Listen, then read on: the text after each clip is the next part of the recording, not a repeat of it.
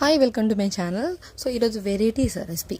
So ఏంటా అంటే already వంట చేయలేదు, స్విగ్గీ ఓపెన్ చేసే గోంగూర రైస్ అని కనబడుతుంది. సర్లే ఒకసారి ట్రై చేద్దాం అన్నట్టు ఆర్డర్ చేసుకున్నాను. దాని ప్రైస్ వచ్చేసి 150 రూపీస్. సర్లే అని తిన్నాను, బాగుంది. ఆ రెసిపీ వచ్చేసి నిల్వ పచ్చడితో చేశాను అనిపించింది. సరే మనం ఒకసారి ట్రై చేద్దాం అన్నట్టు ట్రై చేస్తున్నాను. ఇక్కడ ఒక బౌల్ రైస్, ఒక బౌల్ కర్రీ, సో పచ్చడండి. ఇప్పుడైతే నేను ఒక స్పూన్ గీ వేసి బాగా హీట్ చేసుకున్నాను. గిన్నెలో వేసి ఎంతంటే పొగలకు వచ్చేంత వరకు హీట్ చేసుకోవాలి. అప్పుడు దాంట్లో ఒక గుప్పెడు అంటే ఒక రెమ్మ కరివేపాకు తీసుకొని సో అది కూడా ఫ్రై చేసుకోవాలి. కొంచెం మగ్గితే చాలు, ఓవర్ మగ్గాల్సిన అవసరం లేదు. దీంట్లోకి మంచిగా వాష్ చేసుకొని సో కరివేపాకు కూడా వేసి ఒక్కసారి అలా తిప్పండి చాలు.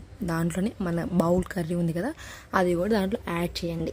సో యాడ్ చేసి ఒక నిమిషం పాటు అలా వదిలేసిన తర్వాత మనం దీంట్లో మళ్ళీ ఆయిల్ అనేది యాడ్ చేసుకుంటాం. గీ ఆయిల్ రెండు అయితే కంపల్సరీ.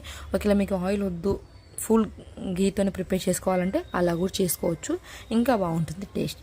సో నేను కొంచెం ఆయిల్ అనేది యాడ్ చేసుకుంటున్నాను ఇక్కడ. సో ఆయిల్ అంతా సో కర్రీలో కలిసేంత వరకు మనం కలుపుతూనే ఉండాలి.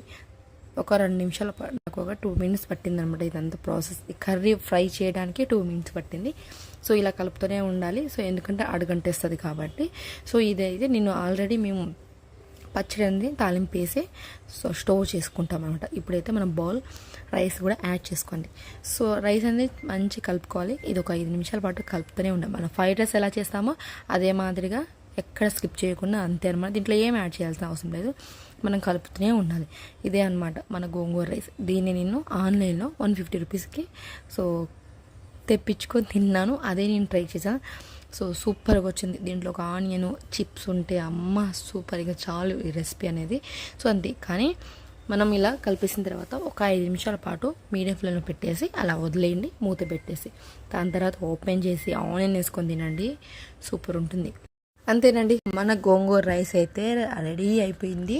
సూపర్ ఉంటుంది. ఒకసారి ఫైనల్ టచ్ కూడా చూసేయండి. మంచిగా వేడిగానే సర్వ్ చేసుకొని తినండి, చాలా బాగుంటుంది.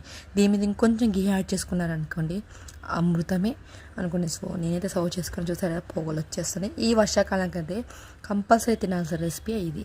ఇక ఆనియన్స్ వేసి మంచిగా ఒక స్పూన్ రైస్, ఒక చిన్న ముక్క ఆనియన్ వేసుకొని తింటే చాలండి.